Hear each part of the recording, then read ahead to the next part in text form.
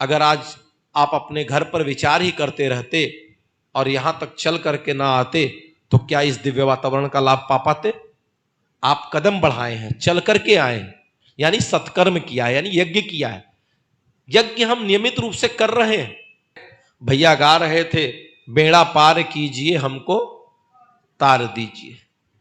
ये यज्ञ जब गायत्री के साथ जुड़ जाता है तो निश्चित रूप से बेड़ा पार कर देता है।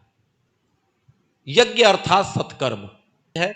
ऐसा मत समझ लीजिएगा कि ये बड़े विद्वान आदमी कोई बोल रहे थे। बस इस विद्वान आदमी ने एक काम किया है कि इस किताब को थोड़ा सा पढ़ लिया है। कोई बहुत अलग से काम नहीं किया, अभी मत खोलिएगा आप अलग से। लेकिन ये जो कुछ है ये एक ट्रेलर के रूप में थोड़ा थोड़ा बात करके पाला छू दे रहे हैं। बाकी सब इसमें मिलेगा जो आपकी कोर्स की आज की किताब है, ठीक है, इसमें सब मिलेगा आपको। अलग से कुछ मेहनत करने की बहुत आवश्यकता नहीं पड़ेगी नोट्स बनाने की। जितनी बातें बोल रहे हैं अगर आप लिख लिए तो भी अपने शब्दों में थोड़ा बहुत, नहीं लिख पाए डायरी और पेन आपके पास है। आप में से व्यक्तित्व परिष्कार प्रशिक्षण शिविर में 80% लोगों ने प्रतिभाग किया है और आज भी अच्छी बात है कि 40 लोगों में से देखा जाए तो लगभग 34 लोग, 33 लोग, 32 लोग जो हैं युवा हैं। ज्यादातर काशी हिंदू विश्वविद्यालय और युवा प्रकोष्ठ के मंडलों के युवा भाई बहन हैं। ये एक अपने आप में बड़ा सुखद भारतीय संस्कृति, ऋषि की वो परंपरा इस पीढ़ी की ओर जा रही है। यज्ञ की परिभाषा में देव पूजन, दान और संगतिकरण, तीन चीजें हैं। देव पूजन, दान और संगतिकरण। एक दिन मैं चिंतन कर रहा था, मुझे लगा तीनों एक ही है। तीनों एक ही है। संगतिकरण अर्थात संगठन। बिना संगठन के, आज की डेट में कहते हैं कई बार लोग कि इस युग में संघ शक्ति प्रधान है। मुझे तो लगता है हर युग में संघ शक्ति प्रधान है। हर युग में संघे शक्ति कलयुगे। अक्सर लोग कहते हैं, रात को मैं लेटा था मेरे मुंह से निकला नहीं, संघे शक्ति सतयुगे भी होता है। कलयुग और सतयुग दोनों संगठन की शक्ति पर है। डिपेंड करता है संगठन किसका है। असुरों ने संगठन बना लिया तो कलयुग की रचना हो जाएगी और देवताओं ने संगठन बना लिया तो सतयुग की रचना हो जाएगी। देव पूजन की बात करते हैं। पहला ही देव पूजन। क्यों? हम देवता बने। अगर देवता नहीं बन पाए तो भगवान करें संगतिकरण न हो, नहीं तो बड़ा विनाश कर बैठेंगे। अगर देवता हम पहले नहीं बन पाए तो पक्का है कि अगर संगतिकरण हो गया तो विनाश का कारक बनेगा। दूसरा है दान। दान अर्थात देवत्व की वृत्ति। लोक कल्याण के लिए, आत्म कल्याण के लिए, परिवार के कल्याण के लिए संकल्प भी आप लेते हैं तो रटा रटाया पंडित जी बोलते हैं, आप सुनते होंगे, लोक कल्याणाय, आत्म कल्याणाय, वातावरण परिष्काराय, उज्जवल भविष्य कामना पूर्तये च प्रबल पुरुषार्थम अहम करिष्। तो दान और संगतिकरण अर्थात देवता बनने के बाद संगठित हो, ये दोनों कार्य कर रहा है। ये देखा जाए तो संगतिकरण के कार्य में भी बहुत अच्छा सहयोग कर रहा है। प्रशिक्षण का बड़ा महत्व है। साधना और प्रशिक्षण अगर आप शांति कुंज में देखें तो ये दो कार्य ही बड़ी प्रमुखता से चलता है। अलग अलग ढंग से साधनाएं अलग अलग सत्रों में और अलग अलग प्रशिक्षण शिविर चलते रहते हैं। निर्माण का कार्य, गुरुदेव को पहला काम क्या? तलाशना, तो तलाशा गया। उसके बाद तराशना, ये काम तराशने का है। और तराशने के बाद आज जो आप सीख रहे हैं ये आपको गले में, गुरुदेव के गले में हीरे का हार बन करके गुरुदेव के लिए, निर्माण के लिए एक सैनिक के रूप में तैयार होने का क्रम भी गुरुदेव के गले के हीरे का हार हो रहा है। अक्सर कई बार अपने लोगों में भी, तमाम वरिष्ठों की भी बात करें, कई बार लोगों को लगता है अरे साधना प्रशिक्षण शिविर सब बेकार की चीजें हैं, कुछ नहीं है, सारी चीजें, इनसे क्या लाभ मिलता है। वो नहीं समझ पाते चीजों को कि सारे के सारे संगठन का, सारे के सारे मिशन का ये मूल आधार है, क्योंकि यहां से वृत्ति का निर्माण होता है। हाँ, एक चीजें जरूर है, कई बार हम युवाओं को भी लेते हैं, बड़ों से बचते हैं, क्योंकि बड़ों से बचने का दो कारण होता है। एक तो क्लासरूम में दो अलग अलग, अगर नर्सरी का बच्चा और पीएचडी का बच्चा एक साथ बैठ जाए तो क्लासरूम में शिक्षक को दिक्कत होगी पढ़ाने में, पहला कारण होता है। दूसरी बात है कि जो हमारे अग्रज हैं उनसे थोड़ा डर भी लगता है कि अगर कहीं कड़ाई की, कठोरता की कुछ बोला तो कहीं ऐसा ना हो कि ठेस भी लगे और डांट भी सुनना पड़े। तो अग्रजों को लेने में लेकिन कोई दिक्कत नहीं है। और इसीलिए कहा भी था आज सारी चीजों को कि हमें, लाइफ चल रहा है हर समय, जो अच्छी चीज है वो अच्छी चीज है। मैंने बात शुरू होते ही ये कहा था कि हम अच्छे हैं, भारतीय संस्कृति अच्छी है, लेकिन इसका मतलब ये नहीं कि दुनिया में जितने लोग हैं उनमें और अच्छा ही नहीं। हम लोगों की सबसे विषम स्थिति ये हो जाती है जब हमारी हाल 4 अंधे और 1 हाथी वाली हो जाती है। मिशन में भी हो जा रहा है, गायत्री परियोजनाओं में भी हो जा रहा है। वो जिस हिस्से को स्पर्श कर रहे हैं उनको लग रहा है बस यही गुरुजी है, यही मिशन है, यही गायत्री परिवार है, बाकी अगला जो है सब बेकार है, सब बेकार है। असली तो हम ही कर रहे हैं गुरुजी का काम। हम प्रशिक्षण करें, हमको लगे हम ही कर रहे हैं, जबकि सब मिलके गुरुजी का कार्य। गुरुदेव ने कहा आप सबकी संगठित समन्वयित शक्ति का नाम ही वह व्यक्ति है जो इन पंक्तियों को लिख रहा है। जगह जगह से जितने भी कार्य हो रहे हैं, कहीं कोई साहित्य लगा रहा है, कहीं कोई कई बार कर्म का बहुत ज्यादा जो थोड़ा शानदार वो तो उनको लगता है अरे कर्मकांड और कर्मकांड बेकार की बात है, लेकिन विश्वास मानिए इस प्रशिक्षण की महत्ता इसी स्तर से बता दे। 90% जो मिशन के पिलर हैं वो किस पद्धति से स्पर्श में आए। आज भी आप जोन उपजोन को देख लीजिए, रात दिन घूम के मीटिंग में क्या प्रयास कर रहे हैं, ग्रामे ग्रामे गायत्री यज्ञ, उसी परंपरा पर फिर से आ रहे हैं, गृह गृह उपासना। अगर ये प्रशिक्षण नहीं होगा तो कहां से निकलेगा ग्रामे ग्रामे गायत्री यज्ञ। आज भी आप किसी मित्र के पास बैठ करके 5 मिनट ज्ञान की बात करिए, कई बहुत विद्वान बनत हो छोड़ के भाग जाएगा। जरा बात करके देखिए ना हॉस्टल में, कहे हाँ अभी आया लूंगा गायत्री पढ़ से विद्वान बनने, और लेकिन उसको किसी बहाने बैठा दीजिए, आज तुम्हारा जन्मदिन है, 15 मिनट पूजा होनी है, आधा घंटा पूजा होना है। तो इस हथियार के माध्यम से, इस साधन के माध्यम से आप साध्य तक पहुंच सकते हैं। साध्य क्या है हमारा? साध्य एक ही है, विचार क्रांति। साध्य क्या है हमारा? साध्य एक ही है, उसका निर्माण। यह साधन है, लेकिन साधन की भी महत्ता है। ऐसा नहीं है कि साधन ना हो तो आप साध्य तक पहुंच जाएंगे। ये बिल्डिंग ना होती तो इस बिल्डिंग को बनाने वालों की भी महत्ता है। अगर ये बिल्डिंग ना होती तो हम बैठे कहां होते। साध्य, लेकिन उद्देश्य, साधन अगर साध्य को भूल गया, लक्ष्य को भूल गया, तो ऐसा साधन बेकार गया, किसी काम का नहीं। ये बना किस लिए है? ये सारी व्यवस्था बनी किस लिए? संगठन बना किस लिए? बस हम मूल को भूल जा रहे हैं। मूल के जड़ में हम मट्ठा डाल रहे हैं और तने पर पानी छिड़कने का प्रयास कर रहे हैं। उस मूल तक वापस आना है। मूल क्या है? हमारी साधना। साधन भरे पड़े हैं पर साधना नहीं है। भगवान तो वही है, बदल थोड़ी गए हैं। गायत्री मंत्र कोई नया चीज थोड़ी आ गया, ये वही मंत्र है जिसको जप करके वशिष्ठ और विश्वामित्र ने सीधे स्वर्गलोक की यात्रा, विश्वामित्र ने सीधे चैलेंज कर दिया, साक्षात सशरीर जाएंगे। ये वही गायत्री मंत्र है जिसको पढ़ करके बोल दिया तो जो चाहा होता चला गया। ये वही गायत्री मंत्र है जिस सामान्य गायत्री मंत्र को युग ऋषि ने 24 लक्ष के 24 महापुरुष चढ़ करके ऐसा प्रेम भरा परिवार खड़ा कर दिया। आज 4 लोगों का परिवार, 4 लोगों के हम मां बाप हैं और 4 लोगों में संभाव नहीं रख पा रहे हैं। लेकिन इस विराट परिवार को देखिए कि जो गया उनके पास उसको लगने लगा। ये क्या था? गायत्री और यज्ञ का चमत्कार था कि जो गया उनके पास, हर आदमी को यह लगा कि सिर्फ मेरे हैं और किसी के नहीं है, सिर्फ मेरे हैं। हर आदमी को अपनापन, अपना तो विश्वास मानिए ये मूल है। मैं छोटी छोटी बातों के साथ जुड़ते हुए बात को आगे ले जाऊंगा। यज्ञ प्रेरणा में छोटी छोटी बात करेंगे। यज्ञ के महत्व को आप जान लें, आज हल्का हल्का लेते चले।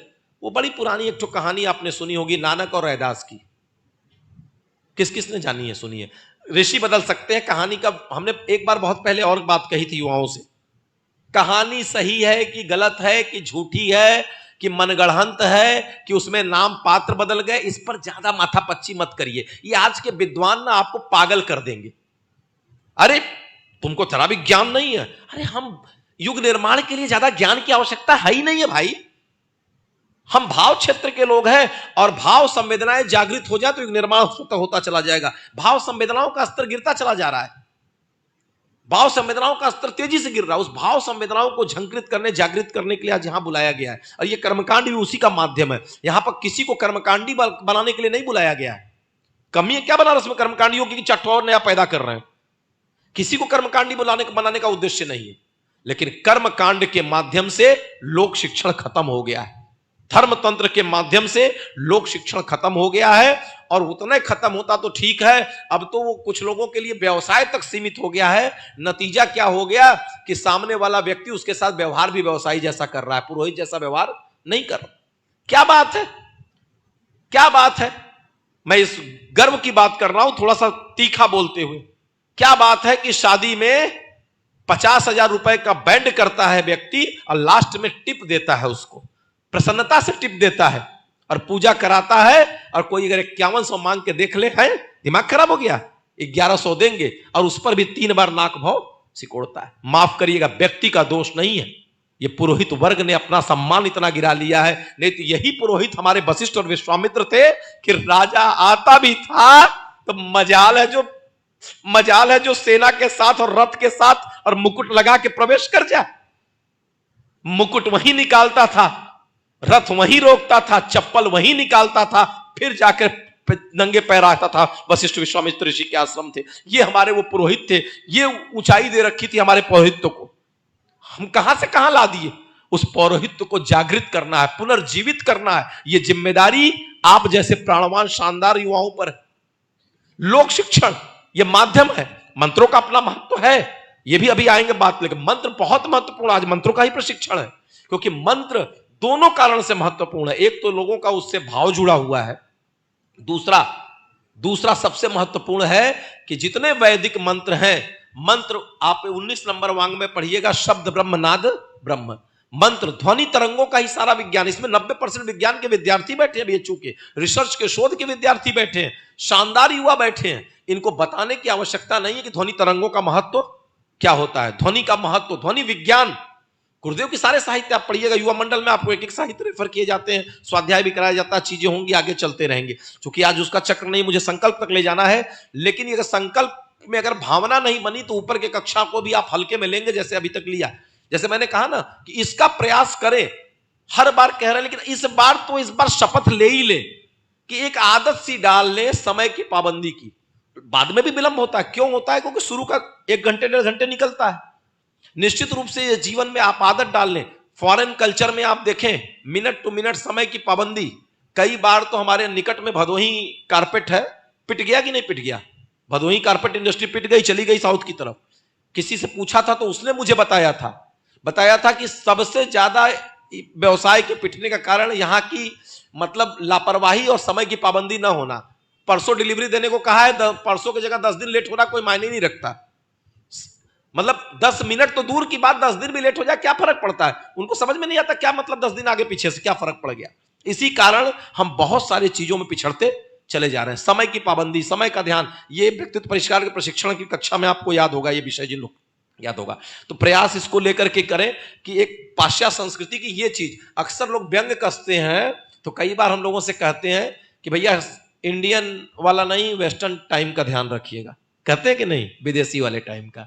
इशारा क्या है? ये कहीं ना कहीं हमारे भारतीयों के ऊपर प्रहार ही तो है, इनडायरेक्ट वे में, कि आप पाबंद नहीं है। तो इस चीज को लेकर के हम आगे बढ़ेंगे। आपसे हम बात कर रहे थे छोटे छोटे प्रशिक्षण की। रैदास और नानक जी, एक बार की बात है, एक ऋषि ने दूसरे ऋषि को 1 रुपया दे दिया और कहा राजा साहब का भंडारा चल रहा है, पूरे भंडारे में आपको सबको, उस जमाने में बहुत सस्ते का जमाना था, आपको एक चवन्नी दे दिया और कहा राजा का भंडारा चल रहा है, पूरे राज्य को भोजन कराना इस चवन्नी में। रैदास नानक जी में एक ऋषि ने दूसरे को चवन्नी देके कहा राजा के भंडारे में भोजन कराना है। दूसरे ऋषि गए, उन्होंने क्या किया, दाल बन रही थी, हींग खरीद लिया और थोड़ा सा घी ले लिया, थोड़ा सा जीरा ले लिया और दाल में छौंका लगवा दिया। वो दाल सब तक गई तो चवन्नी सब तक चला गया कि नहीं? पूरे राज्य तक। अब उस ऋषि ने सोचा जरा दूसरे वाले का भी थोड़ा आनंद लिया जाए, उन्होंने 1 अन्नी दे दिया और कहा इससे पूरे सृष्टि को भोजन कराना है। अब चैलेंज और बड़ा, एक तो पैसा भी कम और लक्ष्य भी बड़ा। दूसरे ने क्या किया, जंगल में से जड़ी बूटियां, वो लकड़ियां वगैरह तोड़ी और घी थोड़ा सा खरीद लिया, हवन सामग्री सारी मिला करके और हवन कर दिया, यज्ञ कर दिया। उससे जो धूम्र उठी वो पूरे वातावरण में मिल गई और सृष्टि के प्राणी के एक एक व्यक्ति तक वो आहार के रूप में हवा के साथ पहुंच गया। यह है यज्ञीय विज्ञान, पदार्थ का यज्ञीय विज्ञान। वातावरण का भी शोधन करता है और समस्त सृष्टि का आप अनजाने में कल्याण करते हुए चले जाते हैं। अगर आप चाहें भी कि पड़ोसी से नहीं पटता है तो यज्ञ ही एक ऐसा विज्ञान है जिसके लाभ को आप रोक नहीं सकते। आपके अंदर में द्वेष है तो भी आप उस लाभ से वंचित नहीं कर सकते। ये यज्ञीय विज्ञान है। यज्ञीय प्रेरणाएं, यज्ञीय प्रेरणा यज्ञ की सबसे पहली प्रेरणा क्या है? यज्ञ अपने पास कुछ रखता नहीं है। जो कुछ भी यज्ञ में डालिए वो हविकृत करके समाज को 1000 गुना, अभी भैया गीत में दे रहे थे, एक एक के बदले 100 देते हैं अग्निदेव। अग्निदेव की विशेषता यह है कि नहीं, 1000 गुना करके वापस कर देते हैं, अपने लिए नहीं रखते। आप कभी शादी में भी देखे होंगे तो लाजा होम होता है। वो बहन का भाई जो है खिलिया लिया रहता है, वो पहले घूम करके आता है तो वो बहन को देता है, वो अपने पति के हाथ में, और फिर वो क्या करते हैं, हवन में हविकृत कर देते हैं। अर्थात अपने लिए अपने पुरुषार्थ से अपना जीवन चला लेंगे, लेकिन अगर समाज से कुछ मिल गया तो उसको हम समाज के लिए लगा देंगे, कम से कम समाज से लेने का भाव नहीं रखेंगे। वहां पर भी है, जगह जगह प्रेरणा है, लेकिन आज ये प्रेरणाएं निकाल दी जा रही हैं, सीमित कर दी जा रही है व्यक्ति को। यज्ञ के लिए सबसे पहले क्या है? दूसरा यज्ञ का सबसे बड़ा गुण क्या है? आप 1000 गड्ढे के नीचे यज्ञ को प्रज्वलित कर दीजिए, लेकिन यज्ञ की अग्नि किधर जाएगी? ऊपर। अर्थात यज्ञ ऊर्ध्वगामी होना सिखाता है। किन्हीं भी परिस्थितियों में हमारी मन स्थिति नीचे की ओर, परिस्थितियां ऊपर नीचे हो सकती हैं, लेकिन हमारी देवत्व की वृत्ति सदैव ऊर्ध्वगामी होनी चाहिए, कभी नीचे की ओर ना हो। ये यज्ञ का, यज्ञ एक चीज और सिखाती है, यज्ञ दुरदुराती नहीं है। कुछ भी डालिए सबको अपने में समा लेती है, किसी को दुरदुराती नहीं है, सभी चीजों को समा लेती है। ये एक हम लोगों के लिए बहुत बढ़िया शिक्षण का बिंदु है कि सबको समाहित कर लेती है धीरे धीरे, और उसका उस रूप में सारा का सारा होता चला जाता है। और यज्ञ किन्हीं भी परिस्थितियों में आप उसके साथ व्यवहार जैसा करिए, लेकिन जब प्रज्वलित होगी तो प्रकाश देने से चूकेगी, प्रकाश ही प्रकाश बांटेगी, वो अंधकार नहीं बांट, प्रकाश ही प्रकाश बांटने वाली है यज्ञ। तो यज्ञ के छोटे छोटे सूत्र हैं। ध्वनि तरंगों को आप इतना तक समझ रहे हैं कि सेना के जवान जब पुल पर से चलते हैं तो हिदायत दी जाती है कि पुल पर कदम ताल करते हुए न चले। क्यों? अगर फ्रीक्वेंसी मैच कर गई तो पुल टूट जाएगा। ये ध्वनि तरंगों का, ध्वनि विज्ञान का, मैंने पहले भी कहा 19 नंबर शब्द ब्रह्म नाद ब्रह्म है। और डीपली जाना है इस किताब के अतिरिक्त तो आप उसमें जाकर के पढ़ सकते हैं, सारी चीजों को देख सकते हैं। बहुत सारे छोटे बड़े चीज हैं। ये जो आप आज सीख रहे हैं यज्ञ विधा, ये आपको अपने परिवार में क्यों सिखाया जा रहा है, क्यों कर रहे हैं आप? पहला काम तो ये है कि जिंदगी भर बैसाखी के सहारे आप दूसरों के लिए सहारा बनिए, कि आप जिंदगी भर खुद ही सहारा लेते रहेंगे? आपको भी तो सहारा बनना है लोगों का। नहीं साहब, हम 3 साल के बच्चे थे वैसे ही रहेंगे। अरे माँ बाप ने आपके लिए किया, अब आप बड़े बालक हैं तो माँ बाप भी तो अपेक्षा करते हैं ना कि ये बालक भी अब हमारे लिए कुछ करेगा या आगे परिवार के लिए कुछ करेगा, सोचेगा। तो जो अग्रज पुत्र होता है उसकी जिम्मेदारी बढ़ती चली जाती है। आप अभी कहीं यज्ञ घर में करना हो जाए, फलाने को खोज रहे हैं, अब 1 अनार 100 बीमार, तो जब 1 अनार 100 बीमार होगा तो अनारों बीमार तो हो ही जाएगा ना भाई। 1 अनार 100 बीमार, तो अब अनार भी धीरे धीरे बीमार हो जाएगा, कितनी जगह कराएगा? ऐसे में लोग ज्यादा हैं तो शानदार भारतीय संस्कृति के इस यज्ञ विधा को पहुंचाने वाले, ऋषि की विधा में पहुंचाने वाले लोगों की आवश्यकता भी ज्यादा है। पहला काम अपने लिए काम आएगा। हम जब चाहें अगर हम सीख गए तो हम अपने घर में एकांत में बैठ के अपना तो कल्याण कर सकते हैं ना, दिव्य आनंद अपने तो ले सकते हैं ना, उन ध्वनि तरंगों का, उस विधा का, उस सीखे का। आप अपने मन में जब हुआ 4 दोस्त बैठे। दूसरा, किसी आपके मित्र का हॉस्टल में जन्मदिन पड़ गया, आप किनारे आओ, हमको यज्ञ आता, हम कराते हैं, उस विधा के माध्यम से आप लोक शिक्षण कर देंगे। मंडल में आप जन्मदिन विवाह दिन मनवाना है, चीजें करवानी, यज्ञ करवानी है। तीसरा, आप लोगों के आह्वान पर उनके घरों पर जाकर के इस विधा के माध्यम से लोक शिक्षण कर सकते। याद रहे ये माध्यम है, मैं बार बार कह रहा हूं, कर्मकांड माध्यम है। ध्वनि तरंगों का पूर्ण महत्व है, लेकिन यह माध्यम है। इस मंत्र के पीछे आपका उद्देश्य क्या है? जो कर्मकांड आप सीखेंगे इस किताब में आपको हर के पीछे भाव दिया है, भावार्थ। आप जहां भी देखेंगे शब्दार्थ नहीं, भावार्थ, क्योंकि भाव से जोड़ना है कि इस मंत्र के माध्यम से ईश्वर हमसे चाहते क्या है। अभी क्लास में सब शुरू होगा, परेशान ना हो, यहां केवल आनंद में है। ईश्वर हमसे चाहते क्या है, मंत्र ही ज्यादातर सिखाना है, क्योंकि व्याख्या लिखी आप बाद में पढ़ लेंगे। क्यों? क्योंकि हिंदी आप पढ़ लेते हैं, हिंदी नहीं भी तो घर पर आप याद कर लेंगे, पढ़ लेंगे। लेकिन यहां अगर हम चूक गए तो मंत्र में फिर दिक्कत, तो मंत्र पे ही चलेंगे लेकर के, थोड़ी थोड़ी जल्दी जल्दी लेकर के, कि जितना अधिकतम आज हम लोग का प्रयास हो कि बेसिक कर्मकांड अपने लिए जितना आवश्यक है। कहते हैं दिन की पूजा भी करिए तो षटकर्म आवश्यक होता है, भारतीय संस्कृति में षटकर्म का विधान है सारी चीजों को। तो वो अभी कक्ष की बातें हैं। ये प्रशिक्षण आपको व्यक्तिगत अपने लिए, अपने मित्रों के लिए, अपने बहन भाइयों के लिए और समाज के लिए। आज गायत्री परिवार भी, आज शांति कुंज हरिद्वार भी, देखिए कहां से दे। आप शांति कुंज से डिमांड करते हैं कार्यक्रमों के लिए, कहां से टोली दे? लोग तो वही हैं, आप स्वयं को विकसित नहीं कर रहे हैं, आप मांगते ही जा रहे हैं, तो डिमांड और सप्लाई का रेशियो गड़बड़ा जाएगा ना, कहां तक वो सप्लाई देंगे? ऐसे में आप जैसे शानदार, और ये समाज के लिए तो एक आदर्श रूप में है ही है कि आज 80% 90% युवा भाई बहन इस विधा के लिए बैठे हैं। शांति कुंज को भी गर्व हो रहा होगा, जो लोग लाइव में देख रहे हैं उनको भी गौरव हो रहा होगा, और गुरुदेव तो कृत्य कृत्य फूले नहीं समा रहे होंगे, जैसा कि लिखा हुआ है अपने अंग अवयव में। गदगद हो रहे होंगे कि आज उस ऋषि परंपरा को पुनर्जीवित करने के लिए युवा ऋषि, युवाओं की संसद बैठी हुई है, ऋषियों की पूरी संसद बैठी हुई है और तैयारी कर रही है। तो इसमें सबसे महत्वपूर्ण क्या है कि हर मंत्र के पीछे भाव क्या है, ईश्वर चाहते क्या है, उस भावना को लेकर के हम लोगों को कर्मकांड पहुंचाना है।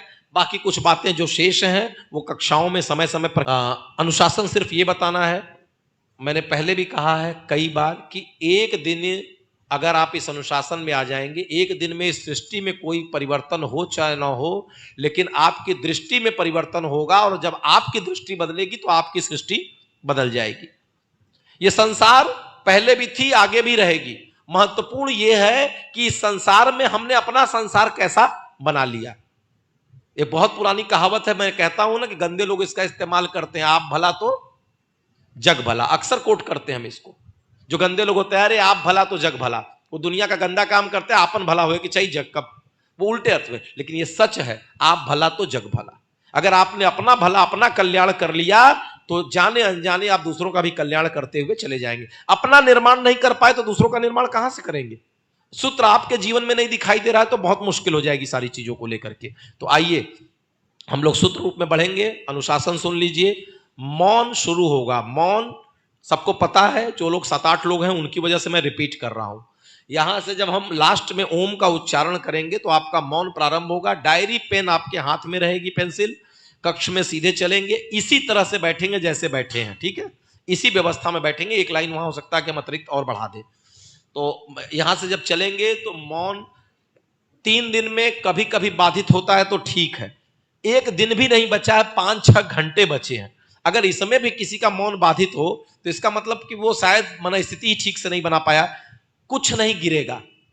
अनावश्यक बोझ मत ओढ़िए कि हमारे बिना दुनिया जो है चलेगी नहीं। जाने कितने दुनिया से चले गए, उसके बाद भी दुनिया चल रही है। जाने कितने इस दुनिया से चले गए, हमारे खानदान में भी कई लोग, उसके बाद भी ये खानदान चल रहा है। ये सृष्टि यूं ही चलती रहेगी। बहुत ज्यादा गधे की तरफ बोझ मत ओढ़िए। वर्तमान में जीना सीखिए। कहावत है कि जिसका वर्तमान अच्छा हो गया उसका भविष्य अपने आप अच्छा हो जाएगा। यहां बैठे हैं, समय तो लगा ही दिया है ना। अब यहां बैठ करके अगर आप घर की भी चिंता करें तो कोई फायदा होगा क्या। अनावश्यक, ना घर के रहेंगे ना घाट के रहेंगे, न यहाँ के न वहां के, दोनों जगह से गए। दुविधा में दोनों गए, माया मिले ना राम। कई लोग, मुझे ये सूत्र एक दिन प्रकट हो गया जब मैं पिपलानी कटरा हनुमान मंदिर देख रहे होंगे कुछ लोग, वहां बैठे थे, 2 युवा पंडित थे बैठे हुए। दोनों बतिया रहे थे कि बहुत दिन हो गया कोई बढ़िया जजमान नासामी नहीं फंसा। हमने कहा इससे बढ़िया कोई धंधा कर लिए होते। जब मंदिर में बैठ करके यही भाव। और दूसरा भाव देखिए, जो राजमहल में रहते हुए भी विदेह बन गए, जनक, राजा जनक। ये वृत्ति, ये सृष्टि पूरी की पूरी आपकी दृष्टि पर, मन स्थिति बदले तो परिस्थिति बदले। बदला जाए दृष्टिकोण यदि तो इंसान बदल सकता है, दृष्टिकोण के परिवर्तन से अरे जहान बदल सकता है। ये जो पहना दिया गया केवल पीला, ये गुरुदेव ने कहा पहनना है। ये एक चीज और है, यूनिफॉर्मिटी है, सिमिलरिटी है।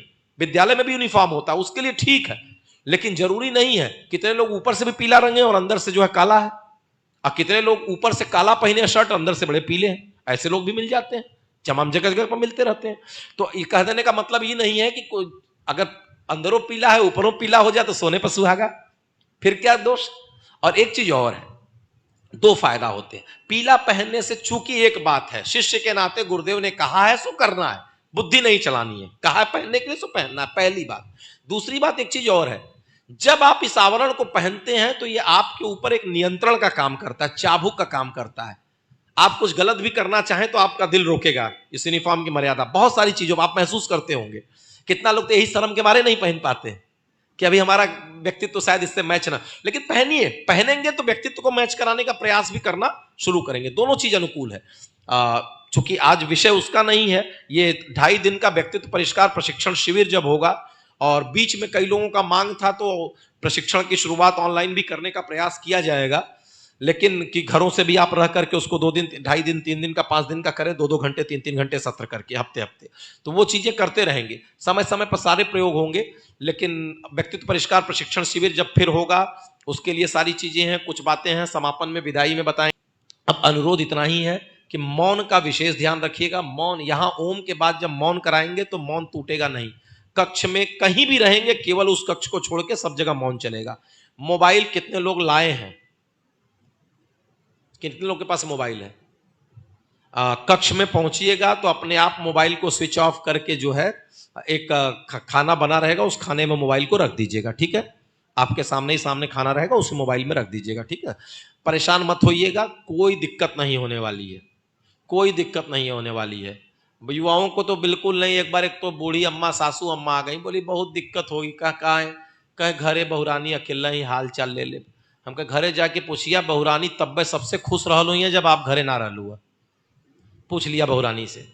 तो कहने का तात्पर्य यह है कि मत सोचिए कि अनावश्यक मत ओढ़िए, सब बड़े प्रसन्न है, सब बड़े आनंद में है। आप झूठे दुखी हो रहे हैं, परेशान हैं। आप भी थोड़ा प्रसन्न रह लीजिए। एक दिन का जिंदगी मिला है, जी लीजिए, जी लीजिए। ये जिंदगी रोज रोज कहां नसीब होती है? बाकी तो रोज रोज जो जी रहे हैं सो जी रहे हैं। एक दिन तो अलग जीने की आदत है, तो छोड़ दीजिए, टेंशन मत लीजिए। कुछ नहीं नुकसान होने वाला है, फायदा फायदा होने वाला है। संकल्प, अपने दाहिने हाथ की कलाई जिसमें कलावा बांधते हैं, जो विवाहित बहनें हैं वो बाएं हाथ की कलाई को पकड़ेंगी, और जो हमारी देवकन्याएं हैं और भाई लोग हैं वो दाहिने हाथ की कलाई को पकड़ेंगे। ऐसे ऐसे शपथ लेने के स्टाइल में ऐसे पकड़िए, और अपनी दृष्टि, आवाज तो हमारी सुन करके दोहराएंगे लेकिन दृष्टि आपकी गुरुदेव पर होगी। वहां पर प्रखर प्रज्ञा दिख रही है, सबकी दृष्टि उधर की ओर होगी, और शब्द जो हम बोलेंगे उसको दोहराना है सभी लोगों को। मंत्र चादर एक बार पुनः ठीक कर लें जिनका खुल गया। मंत्र चादर एक साथ, छोटी छोटी चीजों को ध्यान देना है। चूंकि ये व्यक्तित्व परिष्कार प्रशिक्षण शिविर में एक एक बारीकियों को रखते हैं, लेकिन यहाँ पर संभव नहीं है, चूंकि उद्देश्य विशेष के लिए छोटे समय के लिए है, तो लक्ष्य की ओर बढ़ना है, इसलिए बहुत ज्यादा मैं विषय को नहीं जोड़ पाऊंगा यहाँ पर। चलिए, हाथ को पकड़ लीजिए, कलाई को, जिस हाथ में कलावा बांधते हैं उस हाथ की कलाई को पकड़े, संकल्पित हो। बोले, हे महाकाल, आज आपकी नगरी काशी में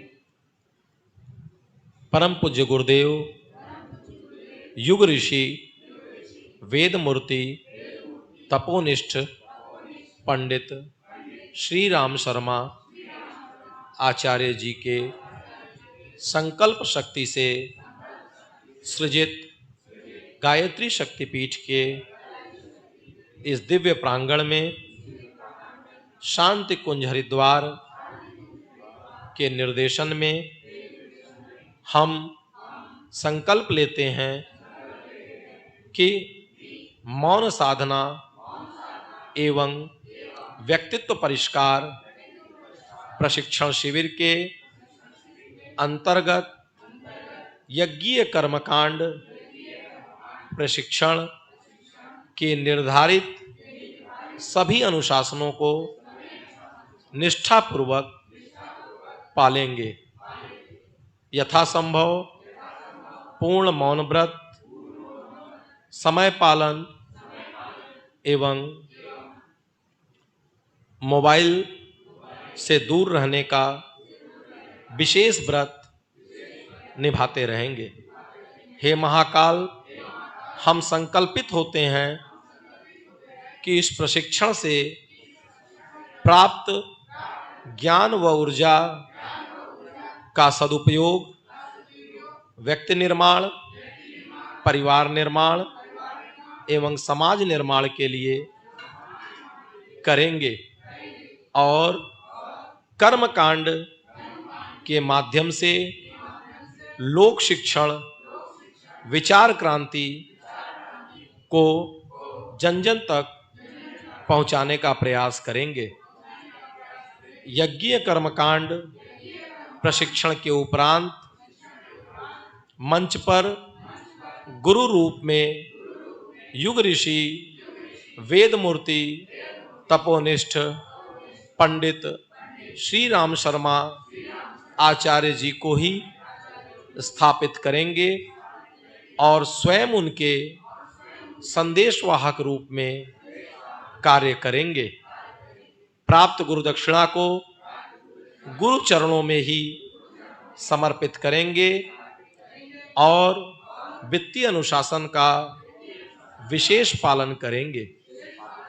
विशेष असमर्थता की अवस्था में प्रामाणिकता पूर्वक ही गुरु कार्य के लिए उसमें से आवश्यक अंश को प्राप्त करेंगे। हे गुरुदेव, हे महाकाल, हमारे संकल्प हम पूरे कर सकें, इस निमित्त आप हमें शक्ति, भक्ति, प्रेरणा एवं मनोवृत्ति प्रदान करें। मस्तिष्क से लगाएं। ओम व्रतेन दीक्षामाप्नोति दीक्षाप्नोति दक्षिणाम दक्षिणाम श्रद्धामाप्नोति श्रद्धया सत्यमाप्यते। आइए सभी 33 करोड़ देव शक्तियों को हाथ जोड़ करके प्रणाम करें एक साथ। उसके बाद सुन ले, प्रणाम करने के बाद पहले प्रणाम करें, हाथ जोड़ लें एक साथ। ओम नमोस्त्वनंताय सहस्रमूर्तये सहस्रपादाक्षिशिरोरुबाहवे सहस्रनाम्ने पुरुषाय शाश्वते सहस्रकोटि युगधारिणे नमः। यहां से ओम का उच्चारण करेंगे। 2 बार आप लोग हमारे साथ ओम बोलेंगे, तीसरी बार सिर्फ हमारे द्वारा ओम का उच्चारण होगा, आप लोग मौन हो जाएंगे। तुरंत शीघ्रता से खड़े होंगे, लाइन वाइज मत्था टेकेंगे, अपने साहित्य को, अपने कलम को, अपने पेन को स्पर्श कराएंगे। परिक्रमा मार्ग से होते हुए ऊपर की कक्षा में पहुंचेंगे। मैं आपसे पहले पहुंच चुका रहूंगा, वहां पर व्यवस्थित तुरंत बैठेंगे। मौन किसी भी कीमत पर अब ब्रेक नहीं होगा, ठीक है। मौन का अगर साथ पल गया, मौन और समय पालन ये जीवन में जिसने पाल लिया, मौन का अर्थ केवल ये नहीं है कि न बोलना, मौन का अर्थ है सही समय पर उचित और पर्याप्त बोलना है, अनावश्यक नहीं बोलना है। अनुचित और अनावश्यक नहीं बोलना है, उचित एवं पर्याप्त बोलना है। मौन का तात्पर्य यही है। आइए सभी लोग कमर सीधी कर लीजिए, शीघ्रता से कमर सीधी करिए, दोनों हाथ गोद में कर लीजिए। कमर सीधी, दोनों हाथ गोद में। अब आप सभी लोग हमारे साथ 2 बार ओम का उच्चारण करेंगे, तीसरी बार आप सभी मौन हो जाएंगे। आपका मौन प्रारंभ हो जाएगा, संकल्प प्रारंभ हो जाएगा। केवल तीसरी बार मेरे द्वारा मौन का उच्चारण।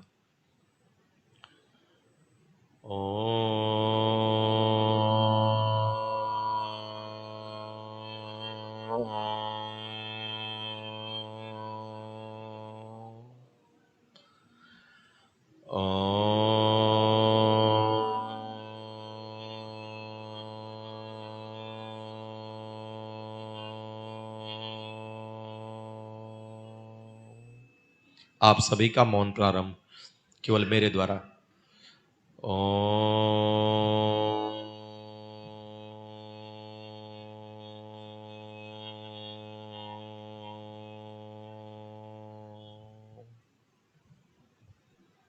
संकल्प पत्र हाथ में ले लें, सरल सरोपयोगी हवन विधि हाथ में ले लें, अपना सारा डायरी पेन हाथ में ले लें। अभी मोबाइल भी लिए रहें, ऊपर जमा होगा। धीरे से एक एक करके लाइन से उधर अंतिम लाइन से खड़े हो, सामने मत्था टेकें और परिक्रमा मार्ग से आगे ओम आगे बढ़ जाइए। भैया को पता नहीं है तो आपके साथ वो भी आगे बढ़ेंगे। परिक्रमा मार्ग से होते हुए सभी लोग ऊपर प्रस्थान करेंगे। मैं प्रशिक्षण संचालिका पूर्णिमा दीदी से निवेदन करूंगा कि आप पहले ही ऊपर पहुंच गए रहें। अयोध्या भैया पहुंच जाए प्रशिक्षण संचालक के रूप में, शीघ्रता से ऊपर पहुंच जाए। आप सभी लोग गुरुदेव की माता जी की खूब खूब कृपा, शांति कुंज हरिद्वार, गायत्री तपोवन मथुरा, युक्ति रथावल खेड़ा की खूब खूब शीघ्रता से बढ़ते समय, ऐसे रुकना नहीं है, बस एक साथ बढ़ते चलिए, रुकिए नहीं, बढ़ते चलिए एक साथ। खूब खूब कृपा बरसे, खूब खूब ऊर्जा आप में बनी रहे, आप अपने संकल्पों को भी पूरा कर सकें और आज के इस प्रशिक्षण से आपके ज्ञान में भी वृद्धि हो, आपका कौशल भी बढ़े और आप अपने संकल्पों के साथ ऋषि कार्य को, ऋषि योजना को, भारतीय संस्कृति को आगे बढ़ा सकें। ऐसी मंगल कामना, शुभ कामना आप सभी के लिए। संग शीघ्रता से ऊपर पहुंचे।